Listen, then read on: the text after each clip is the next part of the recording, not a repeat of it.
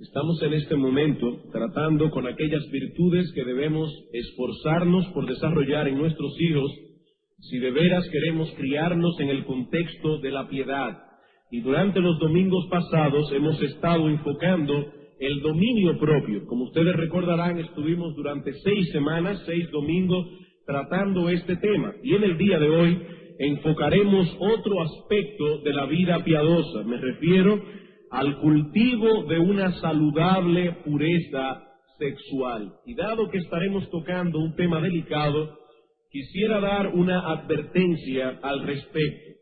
Al hablar de la pureza y de la modestia, hay 2 extremos que nosotros debemos evitar. En primer lugar, la mentalidad de un pudor victoriano, por un lado, y en el otro extremo, la depravada filosofía hedonista y sensual de nuestra generación.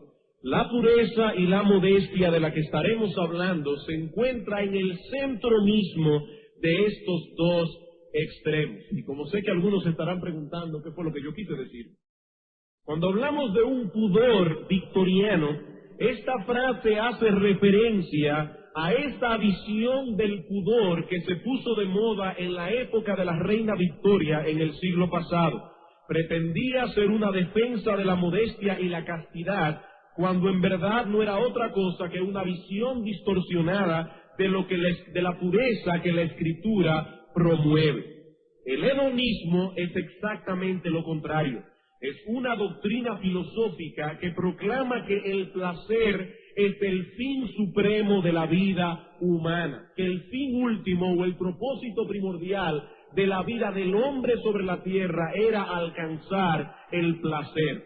Ambos extremos, el pudor victoriano y el hedonismo sensual de nuestra generación, ambos extremos parten del mismo concepto, de la misma raíz, aunque llegan a conclusiones completamente distintas y antagónicas. La mentalidad del pudor victoriano parte del hecho de que la sexualidad en el ser humano no es otra cosa que un apetito animal y por lo tanto es feo, sucio y desagradable. Ahora bien, la mentalidad hedonista y depravada de nuestra época parte del mismo punto. Ellos ven el sexo únicamente como un apetito animal, igual que el pudor victoriano, solo que ahora ellos dicen, dado que somos animales racionales, pero animales al fin, no hay nada malo en satisfacer esos apetitos, aun sea en un contexto divorciado de toda moralidad.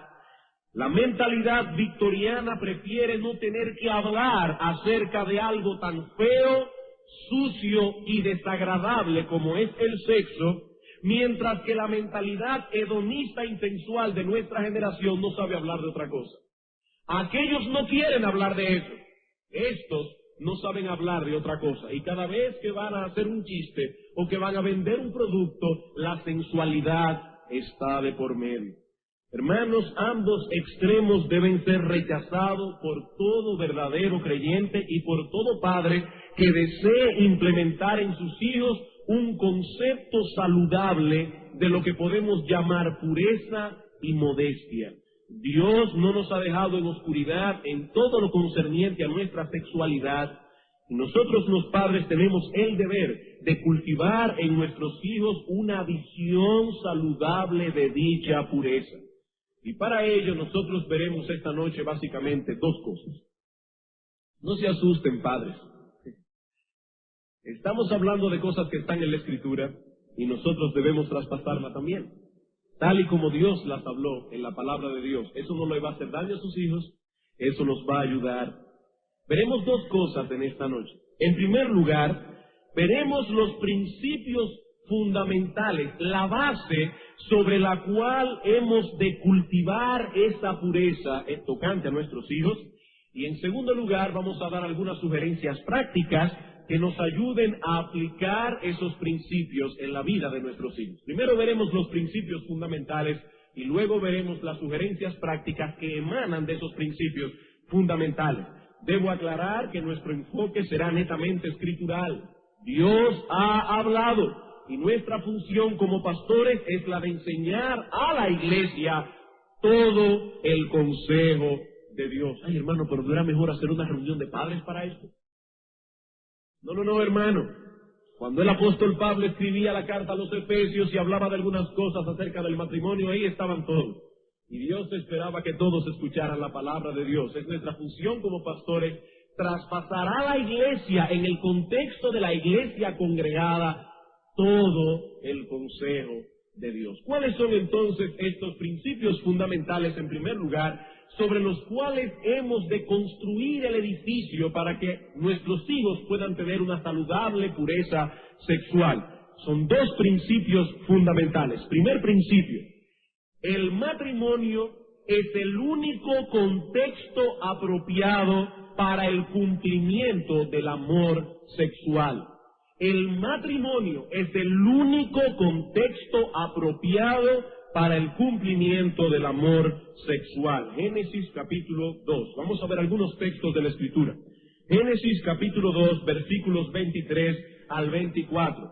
Como ustedes recordarán, Dios crea a Adán, lo sitúa en el huerto del Edén, en el paraíso. Era un lugar delicioso, deleitoso, ahí estaba todo lo que un hombre puede desear, excepto una compañera.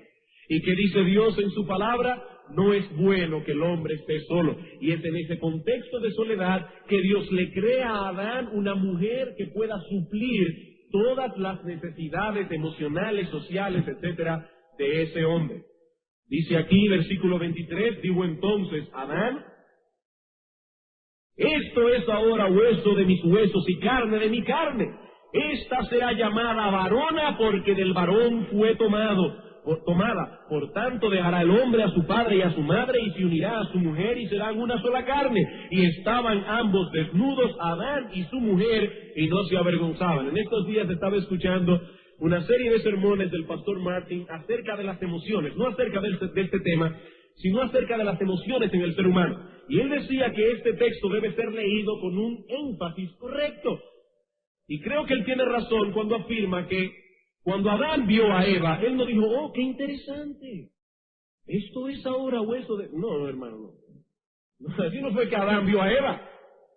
Cuando este hombre se encontró con esta mujer, dijo: wow, esto es ahora. Fue en ese tono que lo hizo. Él estaba emocionado, entusiasmado con la compañera que Dios le había dado.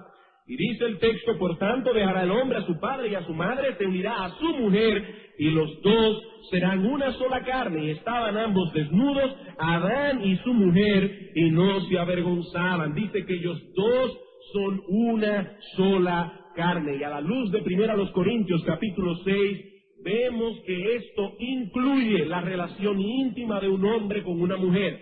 No es todo lo que implica el ser una sola carne, pero indudablemente el concepto de la intimidad matrimonial está incluida en la frase. En 1 Corintios capítulo 6 dice el apóstol Pablo que el que se une con una ramera es un cuerpo con ella. ¿Y qué nos dice el texto aquí? Que un hombre debe ser una sola carne ¿con quién? Con su mujer. Aquí no dice, por tanto, dejará el hombre a su padre y a su madre y se unirá a una mujer o a unas mujeres. Ahí dice, se unirá a su mujer. ¿Y qué es lo que constituye que una mujer sea mi mujer o sea tu mujer? ¿Qué es lo que constituye esto? La institución matrimonial. La Escritura nos enseña que el matrimonio es un pacto de compañía. ¿Recuerdan, hermanos, la definición que dimos hace 2 domingos atrás en la serie del Día del Señor acerca de lo que es un pacto? En aquella ocasión decíamos que un pacto es una promesa a la que se le ha interpuesto un juramento. No toda promesa constituye un pacto. Se trata de una promesa que ha sido ratificada, que ha sido fortalecida a través de un voto o un juramento legal. En el matrimonio, un hombre y una mujer hacen una promesa ratificada por un voto o un juramento legal de suplirse el uno al otro las necesidades de compañía que tenemos como seres humanos. Eso es el matrimonio. Es un pacto de compañía. En ese pacto el hombre se está comprometiendo a suplir todas las necesidades de su mujer En ese pacto la mujer se está comprometiendo a suplir todas las necesidades de compañía de ese hombre, en el plano social, en el plano emocional, intelectual, espiritual, sexual, etcétera. Eso es el matrimonio. Vamos a Proverbios capítulo 2. Está aquí instruyendo a su hijo para advertirle contra las mujeres malas. Y dice aquí en el versículo 16 y 17, serás librado de la mujer extraña, de la ajena que halaga con sus palabras. Noten, la cual abandona al compañero de su juventud y se olvida del pacto de su Dios. Las dos ideas están aquí comprendidas en este texto. Es un pacto de compañía. Malaquías capítulo 2, el último libro del Antiguo Testamento, antes del Evangelio de Mateo. Malaquías capítulo 2, versículos 13 al 14. Y esta otra vez haréis cubrir el altar de Jehová de lágrimas, de llanto y de clamor. Así que no miraré más a la ofrenda para aceptarla con gusto de vuestra mano. Mas diréis, ¿por qué? ¿Por qué Dios no aceptará nuestra ofrenda? Porque Jehová ha atestiguado entre ti y la mujer de tu juventud, contra la cual has sido desleal, siendo ella tu compañera y la mujer de tu pacto. Una vez más, ambas ideas están incluidas en el texto. Es una compañera de pacto. Ha habido aquí un pacto de compañía. Y lo que estamos diciendo en este sermón es que el matrimonio es el único contexto apropiado para el cumplimiento del amor sexual. Fuera de ese marco, el sexo es pecaminoso y destructivo. Dios nos dice en su palabra que el hombre debe dejar a su padre y a su madre, unirse a su mujer en el contexto de ese pacto de compañía, y entonces tienen el derecho de llegar a una sola carne, con todas las implicaciones que esa frase conlleva, no solo en el plano espiritual, sino también en el físico. Pero donde ese pacto no ha sido hecho, no hay derecho. Otro texto, Éxodo capítulo 20, versículo 14, los 10 mandamientos. Estamos citando estos textos simplemente para demostrar el principio que hemos enunciado. El matrimonio es el único contexto apropiado para el cumplimiento del amor sexual. Éxodo capítulo 20, versículo 14, contiene un mandamiento por demás conocido. No cometerás adulterio. Recuerden, hermanos, que en los 10 mandamientos nosotros encontramos un resumen de la ley moral de Dios. Y en ese resumen encontramos 10 elementos que Dios ha declarado como santos. En el primer mandamiento se nos habla de la santidad del ser de Dios. En el segundo mandamiento de la santidad de la naturaleza y la adoración de Dios. En el tercer mandamiento de la santidad del nombre de Dios, no tomarás el nombre de Dios en vano. El cuarto mandamiento nos habla de la santidad del día del Señor, el día designado para la adoración a Dios. El quinto mandamiento nos habla de la santidad de las autoridades constituidas por Dios, honra a tu padre y a tu madre. El sexto mandamiento nos habla de la santidad de la vida, no matarás. Brincamos. El octavo mandamiento nos habla de la santidad de la propiedad privada, no hurtarás. El noveno mandamiento nos habla de la santidad de la verdad, no dirás falso testimonio. Y el 10º mandamiento nos habla de la santidad del corazón humano, no codiciarás. Las 10 santidades de los 10 mandamientos. Pero como pueden ver, a propósito, he saltado el 7º mandamiento. ¿Qué cosa declara santo el 7º mandamiento que dice no cometerás adulterio? Este mandamiento declara la santidad del sexo, la santidad del matrimonio, incluyendo la santidad de nuestras partes privadas.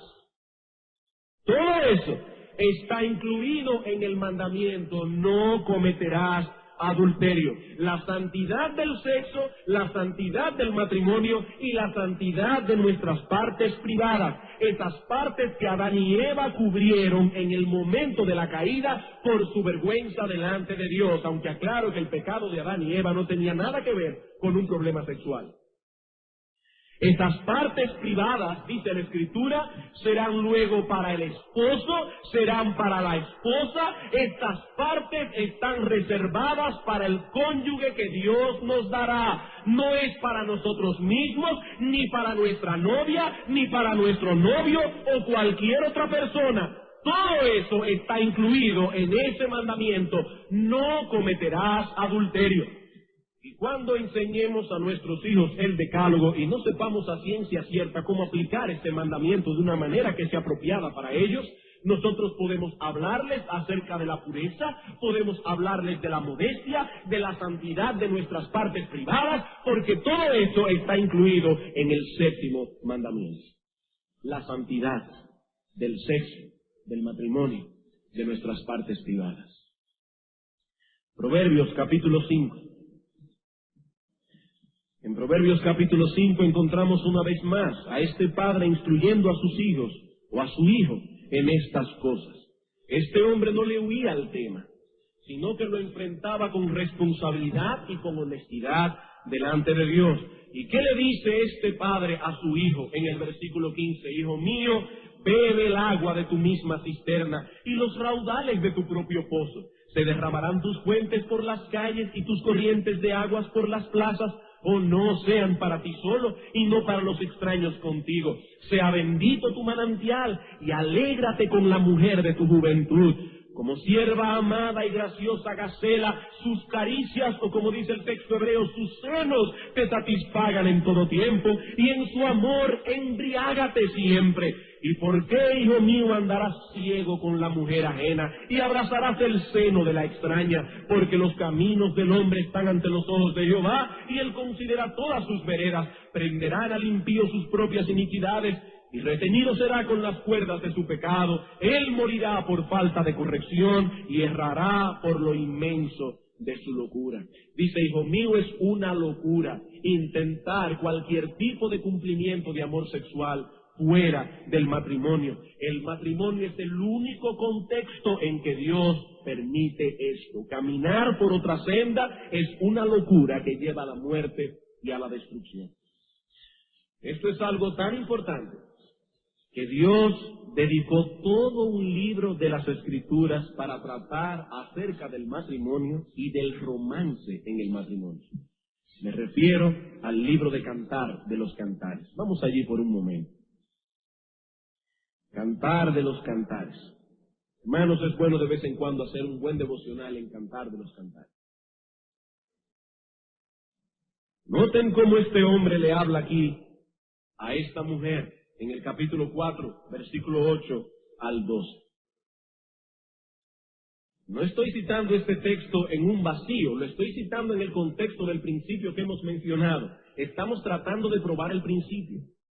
Dice aquí, ven conmigo desde el Líbano, oh esposa mía. Ahí no dice, oh novia mía.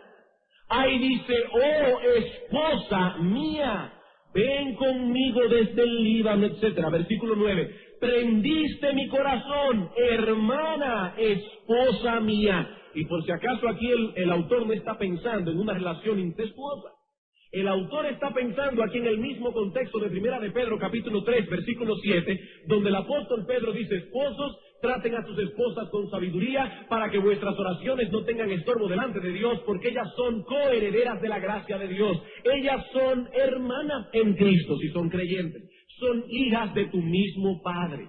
Es en ese contexto que le está diciendo a su esposa, hermana mía, has apresado mi corazón con uno de tus ojos, con una gargantilla de tu cuello. Cuán hermosos son tus amores, hermana, esposa mía. Cuánto mejores que el vino son tus amores, y el olor de tus ungüentos que todas las especias aromáticas.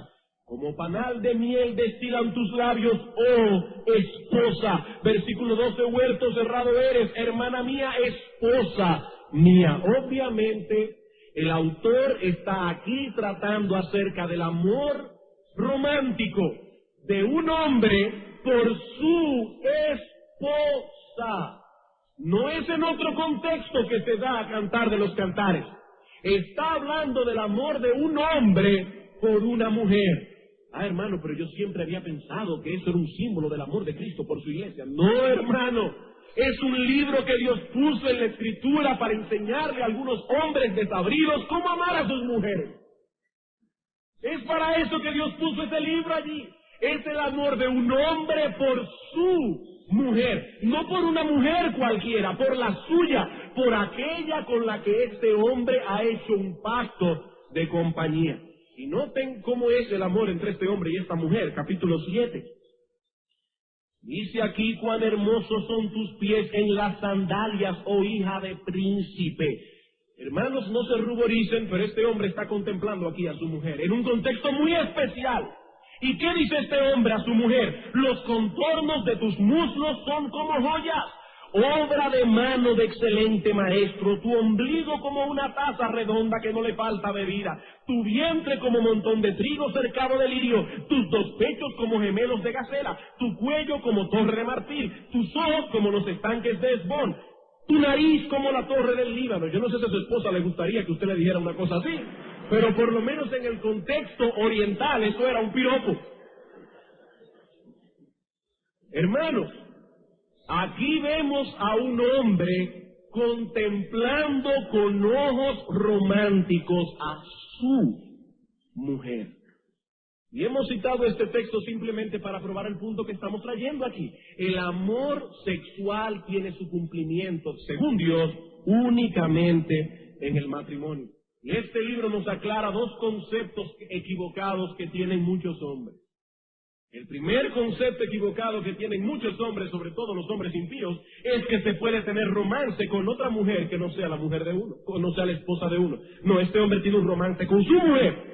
Y el segundo concepto equivocado que rebate este libro, en el cual están incluidos muchos evangélicos, es que la esposa no es para tener romance. Estos dos conceptos equivocados son rebatidos en Cantar de los Cantares. Muchos hombres guardaron su romanticismo para la época de noviazgo, pero una vez se casaron comenzaron a perderlo hasta que llegó un momento en que su matrimonio se volvió árido y seco como un desierto. Ya no se toman de la mano, ya no se dicen cosas cariñosas, no se besan al despedirse, no se llaman durante el día a no ser el marido para preguntarle si la comida está lista. Hermanos, esto es triste, muy triste. Esa no es la imagen que Dios presenta del amor matrimonial en Cantar de los Cantares. Un hombre que ya no piensa en su esposa con una mente romántica ha perdido de vista el concepto que Dios nos enseña aquí del matrimonio. Un último texto, Hebreos capítulo 13, versículo 4.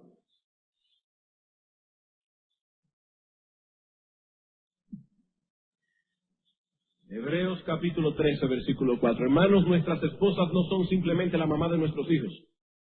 Ese no es el concepto que tiene Dios en su palabra.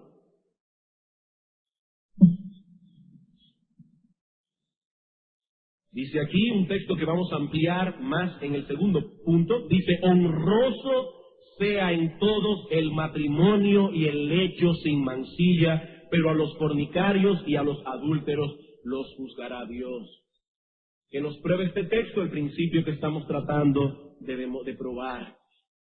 Solo en el matrimonio el amor sexual puede tener cumplimiento. Ese es el primer principio que debe formar el fundamento sobre el cual hemos de enseñar a nuestros hijos la pureza sexual. Segundo principio.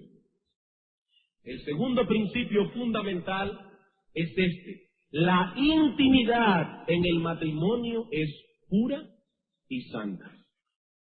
No solo debemos enseñar que es únicamente en el matrimonio, sino que al mismo tiempo debemos enseñar que la intimidad en el matrimonio es pura y santa. Este mismo texto de Hebreos capítulo 13, versículo 14, que nos dice aquí: honroso sea en todos el matrimonio y el lecho sin mancilla. ¿Saben ustedes, hermanos, cuál es la palabra griega que el apóstol está usando aquí? Es la palabra griega coites, de donde viene nuestra palabra en español coito. El apóstol está hablando aquí específicamente, no de la cama que usted compró en un sitio, está hablando aquí específicamente de la intimidad en el matrimonio. Y que nos dice el texto que la intimidad en el matrimonio es santa, que la intimidad en el matrimonio no tiene mancha, que la intimidad en el matrimonio es sagrada. ¿Y por qué es sagrada? Porque a pesar de ser un acto físico, conlleva la imagen de una relación espiritual entre Dios y su pueblo.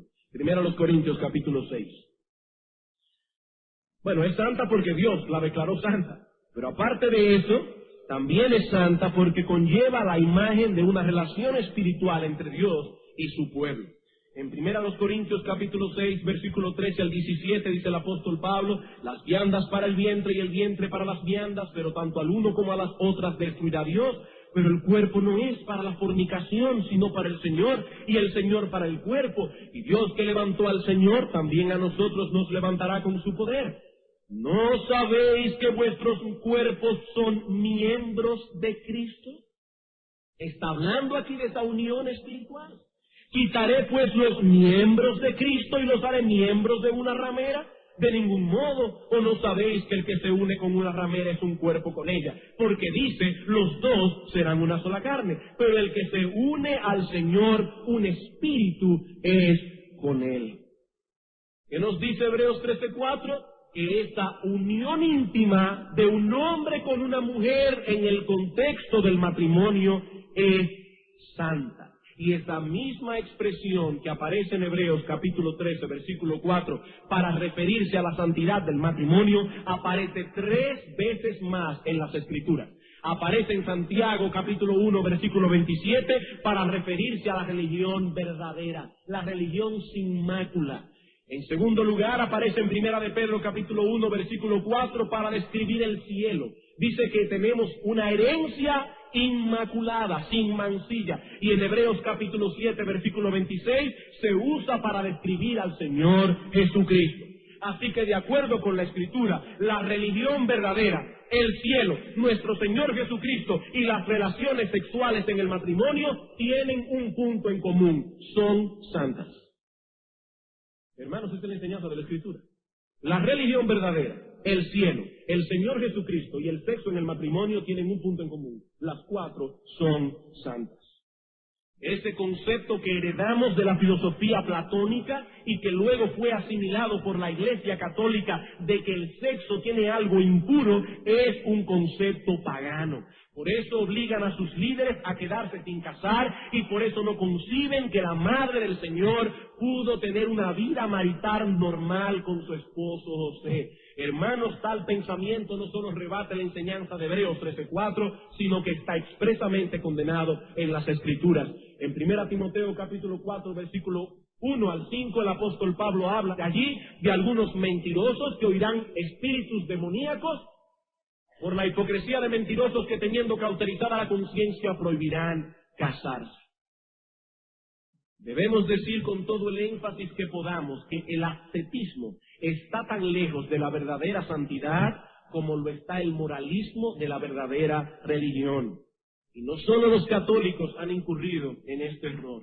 Muchos cristianos prefieren no hablar de estas cosas, ignoran lo que Dios nos dice en su palabra al respecto, tienen una visión distorsionada de la intimidad en el matrimonio, despreciando de ese modo un regalo que Dios ha dado al hombre. ¿Y saben lo que ocurre con estas personas? Que desgracian la vida de sus cónyuges. No solamente desgracian su vida, terminan desgraciando la vida de sus cónyuges. Y nosotros no debemos preparar a nuestros hijos para que desgracien la vida de su cónyuge. Esa no es la función que Dios nos ha dado como padres. El considerar el sexo como impuro, feo y desagradable no nos hace más santos, nos convierte en paganos. Eso no nos hace más santos, hermanos. Eso nos convierte en paganos. Esa no es la visión que Dios nos ha revelado de este asunto en su palabra. Queremos impartir una visión saludable a nuestros hijos sobre la verdadera pureza y la verdadera modestia. He aquí los 2 principios generales que deben englobar esta tarea. Primero, el matrimonio es el único contexto apropiado para el cumplimiento del amor sexual. Segundo, la intimidad en el matrimonio es pura y santa. Como sé que algunos se estarán preguntando, ¿y qué hago yo ahora con todo eso? con respecto a mis hijos. Vamos a ver ahora algunas sugerencias prácticas de cómo implementar estos principios en la vida de nuestros hijos para que podamos desarrollar en ellos una saludable pureza sexual. Sugerencias prácticas de cómo implementar estos principios en la vida de nuestros hijos. 4 sugerencias. Primero, debemos dar explicaciones bíblicas, honestas y prudentes a nuestros hijos acerca del sexo. Debemos dar explicaciones bíblicas, honestas y prudentes a nuestros hijos acerca del sexo. Hermanos, nuestros hijos necesitan información y somos nosotros quienes debemos proveérselas. Esa información no debe ser provista en el colegio. Esa información no debe ser provista a través de libros que andan por allí pseudocientíficos. Mucho menos debe ser provista por los amiguitos de nuestros hijos. Ellos necesitan información y esa información debe ser bíblica, honesta y prudente. Esa es la única forma de librarnos de las concesiones mundanas por un lado y de la ignorancia por el otro. Si no les damos la información que ellos necesitan en ese momento, probablemente la buscarán en otro lado. Y le aseguro que en el 95% de los casos, por ser conservador, la buscarán en el lugar inadecuado. La buscarán en el lugar inadecuado. Así que debemos dar explicaciones bíblicas, honestas, pero, hermanos, al mismo tiempo debemos ser prudentes. Esto es importante para que nadie sobrereaccione. Algunos pueden ir del silencio total al extremo de contárselo todo de una sola vez a sus hijos. Y aquí no estamos hablando de eso. Lo que necesita un niño de 3 años no es lo mismo que necesita uno de 6, o de 10, o de 13. Y de hecho, aún en el mismo contexto de la misma edad, no todos los niños maduran al mismo tiempo. Por eso no estamos de acuerdo con la educación sexual en las escuelas. ¿Por qué? Porque probablemente tenemos allí un curso donde todos tienen 13 años, pero no todos tienen la misma madurez. Y no todos estarán recibiendo lo que necesitan, son los padres los que deben ocuparse de este asunto. Son edades distintas, madurez distinta, con necesidades distintas. Pero si no comenzamos a responder sus inquietudes cuando están pequeños, tampoco tendrán luego la confianza de venir a nosotros cuando estén grandes. Y cada vez que ellos van a hacernos una pregunta acerca de eso, compramos Nervocal, vamos a tener problemas. Los que han leído el Paquito de Mafalda saben a lo que yo me refiero. No, hermanos. Tenemos que ser honestos, bíblicos y prudentes. Y prudentes. Hermanos, hay que ser juiciosos en este asunto. Escuche atentamente la pregunta que su hijo le está haciendo para que no le responda lo que él le está preguntando. Escuche atentamente la pregunta que su hijo está haciendo y luego trate de suplir su inquietud. No la que usted cree que él tiene en su mente, sino la inquietud que su hijo tiene en su mente con información bíblica, honesta y algo muy importante, usando los nombres correctos. Cada parte del cuerpo tiene su nombre. Busca el diccionario que están allí.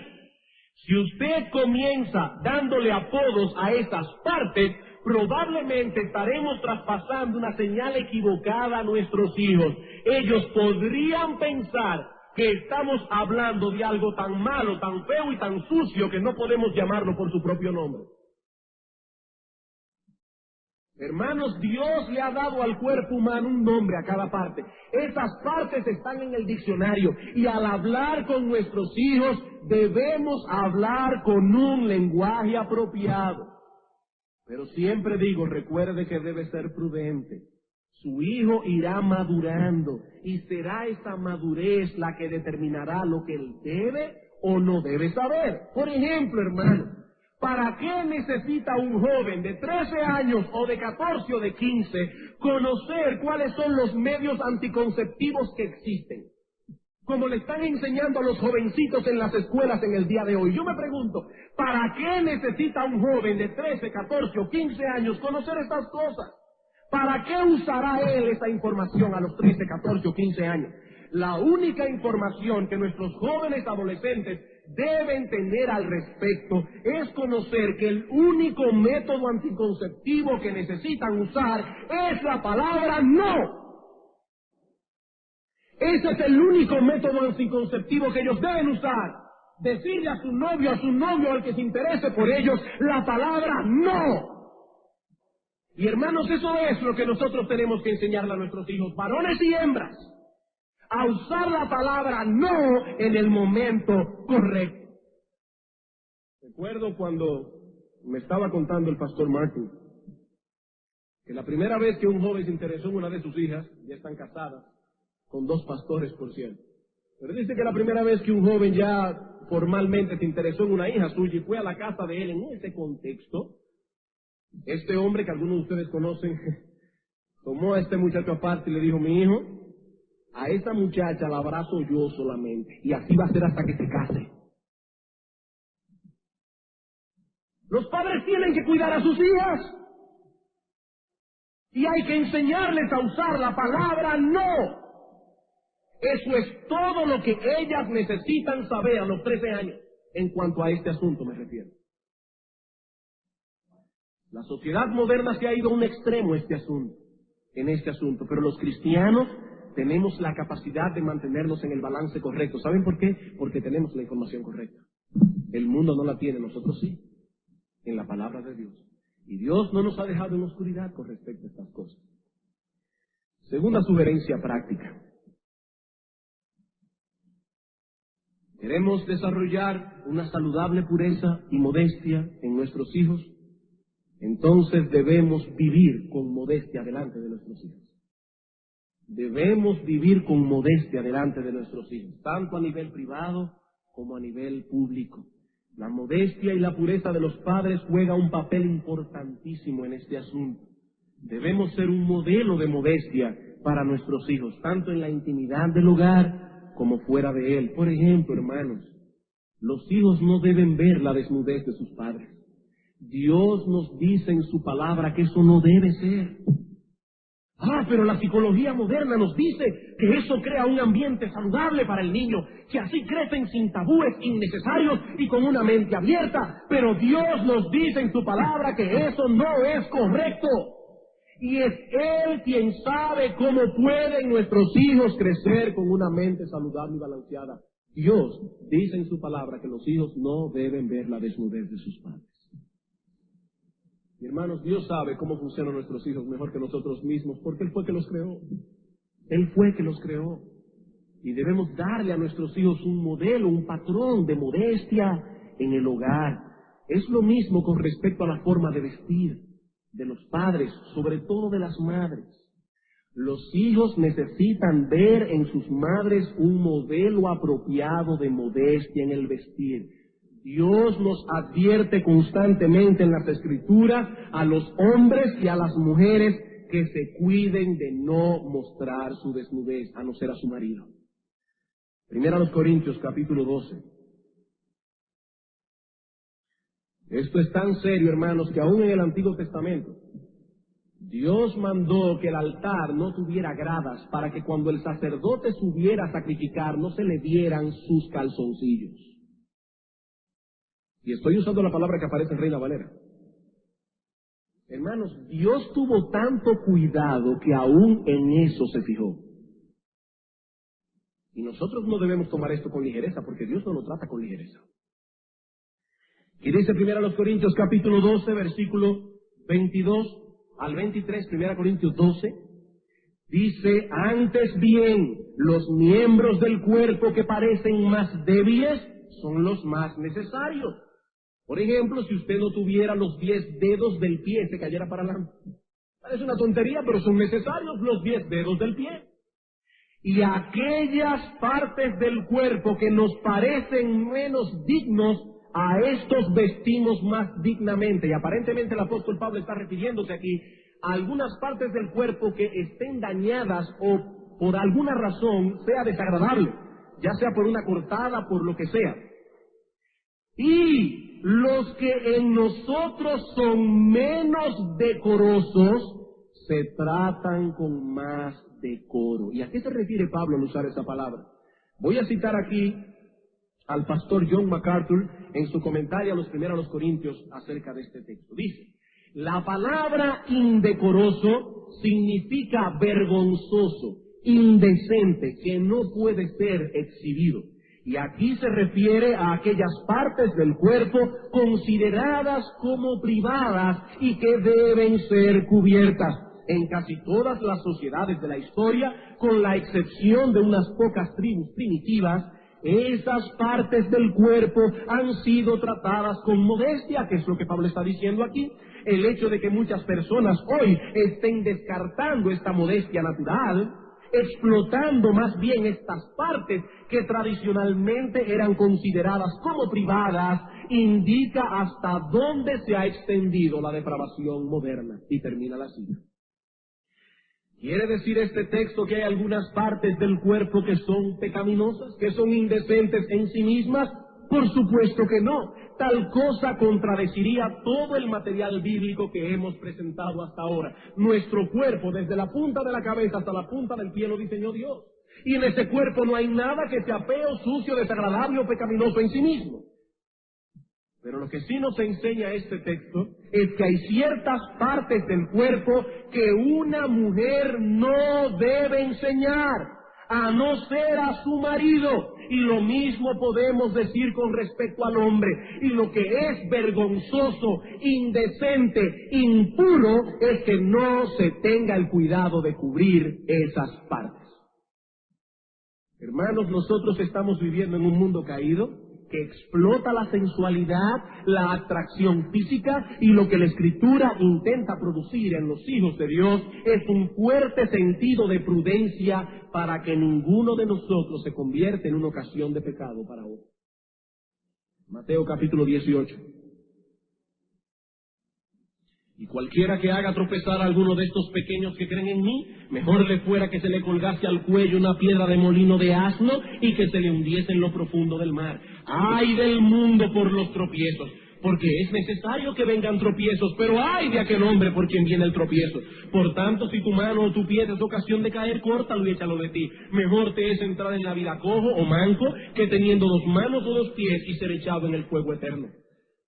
Y si tu ojo te es ocasión de caer, sácalo y échalo de ti. Mejor te es entrar con un ojo solo en la vida que teniendo 2 ojos ser echado en el infierno de fuego. Nosotros vemos en este texto que la Escritura no solo condena las miradas inconvenientes, como vemos aquí, es decir, mirar lo que no debemos mirar, también condena severamente el que por maldad o por ligereza se convierta a alguien en un objeto de tentación o de estorbo para otros. Dice Cristo: ¡ay de aquel por quien viene el tropiezo! Mejor le fuera que se colgara una piedra de molino de asno y se echase en el fondo del mar. 1 Timoteo capítulo 2, versículo 9. Las mujeres deben tener un cuidado con esto en todo momento. Pero, dice el apóstol Pablo, hablando del culto público, asimismo quiero que las mujeres se atavíen de ropa decorosa, con pudor y modestia. Pablo nos dice que este cuidado normal que han de tener las mujeres ha de redoblarse a la hora de vestirse para venir al culto público. La palabra que Reina Valera traduce aquí, pudor, significa literalmente sentido de vergüenza. Y la idea que enfatiza es el hecho de que la mujer debe arreglarse para venir al culto, pero con un sentimiento de que le avergonzaría ser un motivo de tropiezo para los que asisten al templo para adorar a Dios. Hermanos, Pablo está dando aquí instrucciones muy precisas a Timoteo como pastor de Éfeso acerca de cómo debían conducirse las cosas en el culto público. En 1 Timoteo 3:14 al 15 dice: esto te escribo, aunque tengo la esperanza de ir pronto a verte, para que si tardo sepas cómo debes conducirte en la casa de Dios, que es la iglesia del Dios viviente, columna y baluarte de la verdad. Pablo está diciendo: Timoteo, es la casa de Dios. La iglesia no es tu casa. La iglesia no es la casa de los hermanos que vienen a adorar. La iglesia es la casa de Dios. Y como es la casa de Dios, Dios tiene derecho a implantar sus normas aún en las vestimentas de las hermanas. La primera instrucción que Pablo da aquí con respecto al culto público tiene que ver con la oración corporativa, y la segunda tiene que ver con la conducta de las mujeres en la iglesia. ¿Qué nos enseña esto? Que Dios le da importancia a este asunto, y cuando una iglesia le confiere también importancia, no es porque se está volviendo legalista necesariamente. Hermanos, debemos tener un celo santo por las cosas que ocurren en el templo de Dios. Las mujeres cristianas deben tener cuidado al vestirse en todo momento, pero deben redoblar ese cuidado a la hora de vestirse para venir al culto público. No venimos aquí a exhibirnos, no venimos a llamar la atención sobre nosotros mismos, no venimos a enseñar las formas de nuestro cuerpo, y mucho menos a constituirnos en una piedra de tropiezo o en una fuente de distracción para las personas que se han congregado en este lugar alrededor de la persona de Cristo. No tenemos derecho a hacer eso. ¿Y saben, hermano, lo que Pablo esperaba que Timoteo hiciera con esta información? Y digo esto porque algunos pueden estar pensando, ¿y qué es lo que el pastor está pensando hoy? ¿O está diciendo hoy? Hermanos, ¿qué ustedes creen que Pablo quiso que Timoteo hiciera con esa información? Pablo no le escribió una carta a las hermanas de la iglesia para que sepan cómo deben vestirse. Pablo se lo escribió a Timoteo porque Pablo esperaba que Timoteo, como pastor de la iglesia, transmitiera con la autoridad que Dios le había conferido estas instrucciones que Dios le había dado por medio de su apóstol. Timoteo debía predicar acerca de esto, como también debía amonestar de manera privada a las personas que continuasen en un patrón de conducta impropio. Hermanos, quiero hablar aquí con un corazón pastoral. Aquí debemos decir con pena que a pesar de que no es la primera vez que este tema se toca desde este púlpito, aún nos asombramos cuando vemos hermanas que vienen a la iglesia vestidas de una forma inapropiada, con vestidos ceñidos al cuerpo o con faldas tan cortas que al sentarse enseñan los muslos. Eso no es lo que Dios dice en su palabra. Y si parece que la palabra pudor y modestia no es suficiente para que entiendan qué es lo que Dios está diciendo en este texto, parece que hay que hablar con más claridad. Es una vergüenza que una mujer venga al templo de Dios a enseñar sus partes. Hermanos, eso no es vestirse con el sentido de vergüenza que Pablo menciona aquí en esta carta. Eso es hacerlo con ligereza. Hermanos, ustedes saben muy bien que desde este púlpito se ha atacado muchas veces el legalismo, porque no creemos que un legalismo promueve la verdadera santidad. Pero los pastores estamos viendo con preocupación cómo sutilmente nos estamos acercando a los patrones mundanos. Y como ahora se usa la falda corta y estrecha, ahí están las cristianas acortando su vestuario. Hermanos, eso es mundanalidad. Eso no es legalismo, eso no es libertad cristiana, eso es mundanalidad. Y hermanos varones de nuestra iglesia se han acercado porque hermanas le han sido de tropiezo. Hermanos, dice la Escritura, mejor ponte una piedra de molino de asno y échate en el fondo del mar, porque eso es grave a los ojos de Dios. Es grave a los ojos de Dios. Si una hermana llega al extremo de venir al culto vestida inmodestamente, yo me pregunto cómo será en la calle. ¿Cómo será en la calle?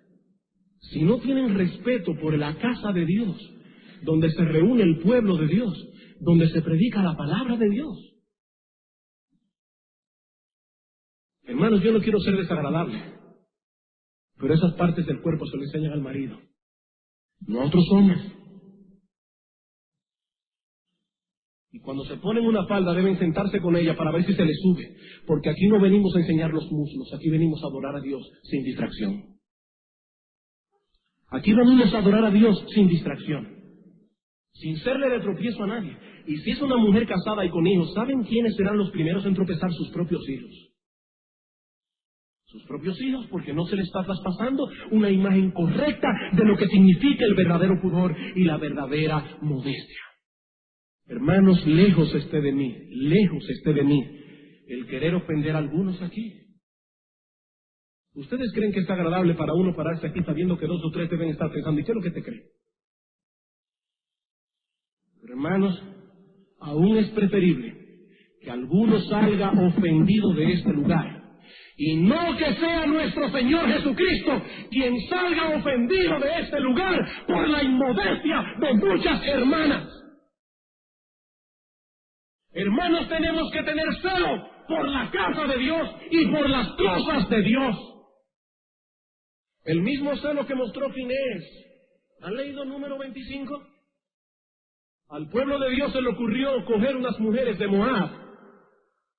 Y Dios castigó al pueblo con una plaga, y a un israelita, hijo de una casa paterna, un jefe de Israel, se le ocurrió tomar una moabita, también hija de un jefe de una casa paterna de Moab, y exhibirla en la congregación de Israel. ¿Saben lo que hizo Finés? Tomó una lanza, entró a la alcoba donde estaban acostados y traspasó a ese hombre y a la mujer con una lanza. ¿Y saben lo que dice Dios? Honró a Finés e hizo un pacto de sacerdocio perpetuo con él y su familia, porque tuvo celo por la casa de Dios.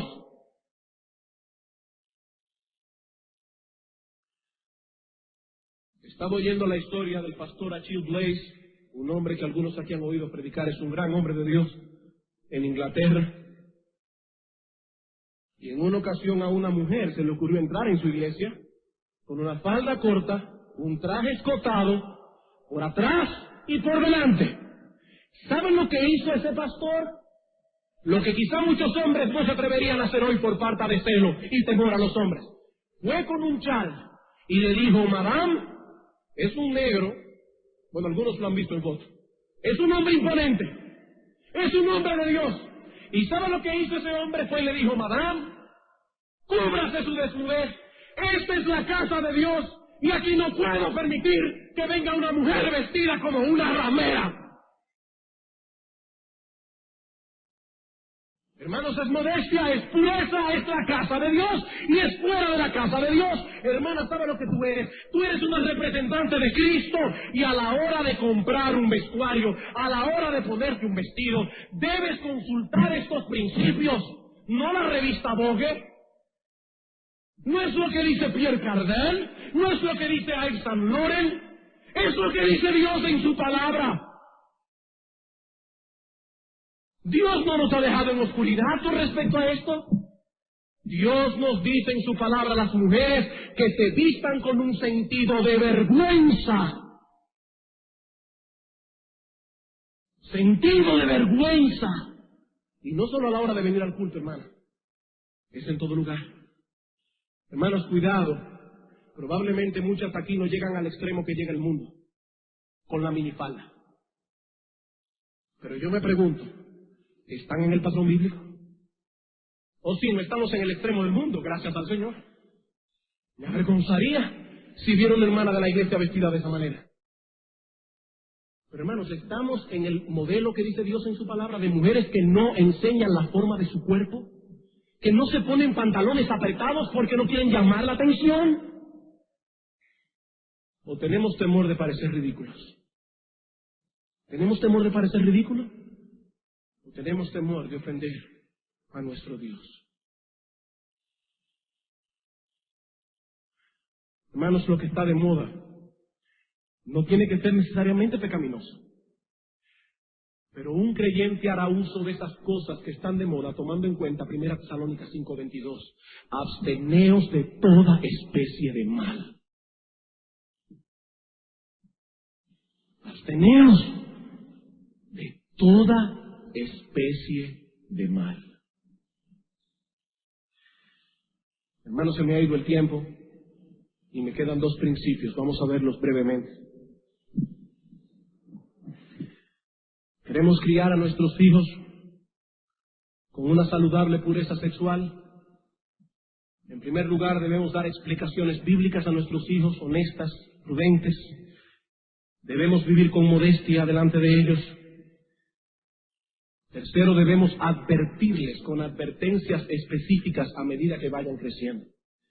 Debemos advertirles con advertencias específicas a medida que vayan creciendo. En Proverbios capítulo 5 vemos allí, no lo busquen, a un padre hablándole a su hijo y diciéndole: hijo mío, ten cuidado con la mujer ramera.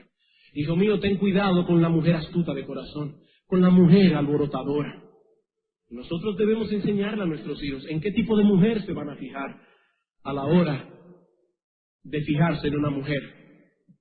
Que sea una mujer como Tamar. ¿Cómo se vestía Tamar? Dice 2 Samuel capítulo 13, se vestía como una de las vírgenes en Israel. No como las vírgenes en el mundo, como una de las vírgenes en Israel. Y debemos decirle: hijo mío, cuando tú ves a una joven vestirse como una de las hijas vírgenes del mundo, no te fijes en esa mujer, aunque es hermosa, esa mujer no sirve. Porque dice la Escritura en Proverbios que como zarcillo de oro en el hocico de un puerco es una mujer hermosa apartada de razón. Y eso es una insensatez. Eso es una insensatez, vestirse así. Y hay que tomar a nuestros hijos varones y decirle: hijo mío, yo quiero que te fijes en una mujer piadosa. Y las mujeres piadosas son así, así, así, así. Ellos necesitan advertencias específicas acerca de las cosas que se encontrarán en su vida. A las jóvenes hay que advertirles de la seducción. De la seducción. Si ellas son ingenuas, si no tienen información, serán seducidas y arrastradas por hombres que serán lo suficientemente astutos como para arrastrarlas.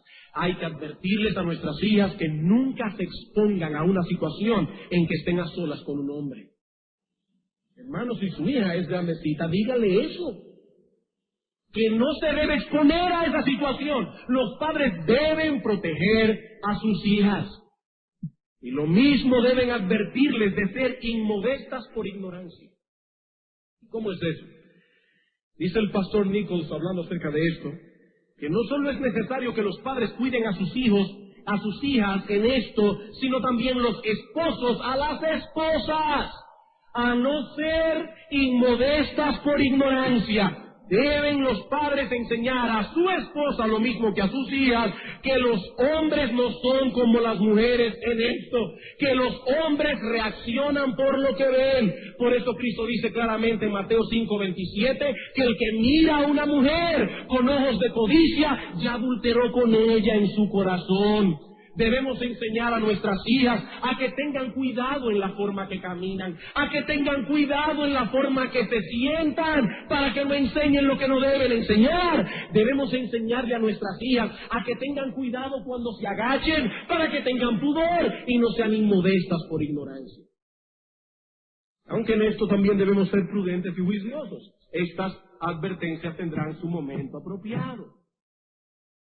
Hermanos, el mundo en el que estamos viviendo explota la sensualidad, explota la impureza, pero nosotros no somos del mundo.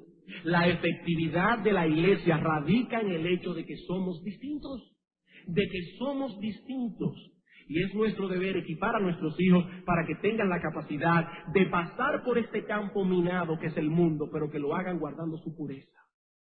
Es por un campo minado que van a pasar, pero que lo hagan guardando su integridad.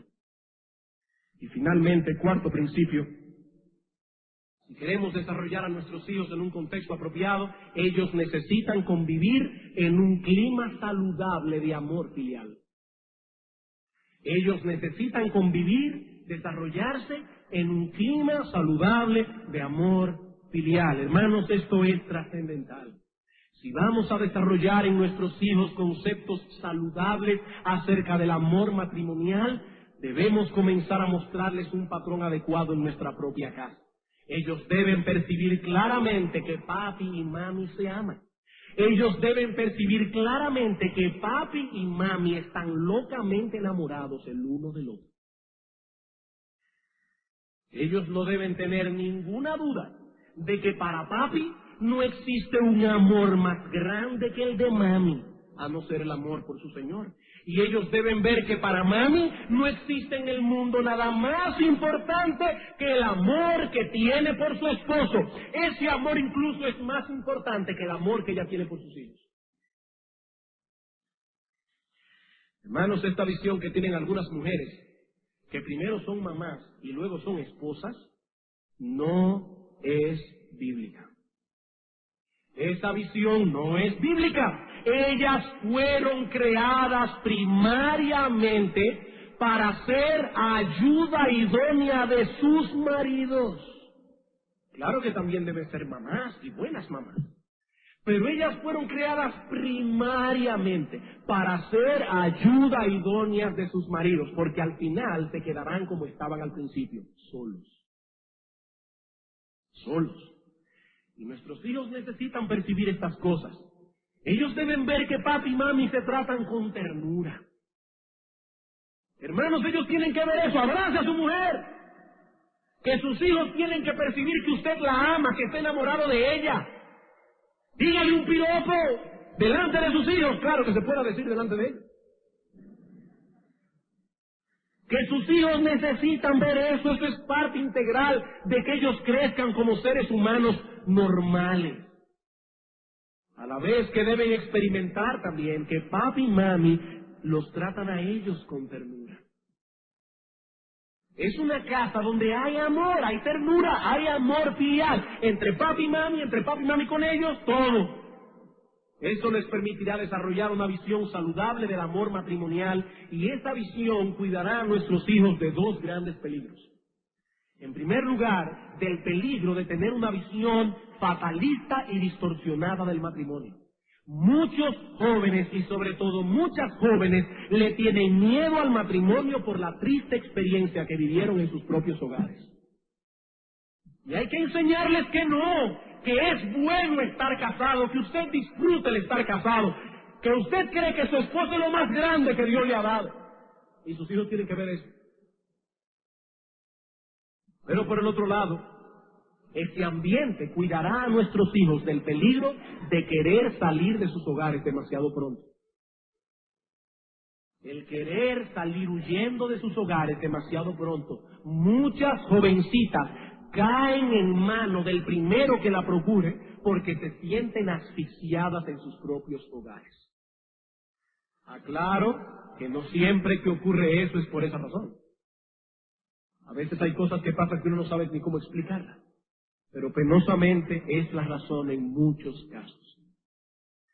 Hermanos, Dios creó el amor matrimonial, Dios creó la intimidad en el matrimonio y Dios espera que sus hijos disfruten de ello en el marco de los principios que Él dejó establecido en su palabra.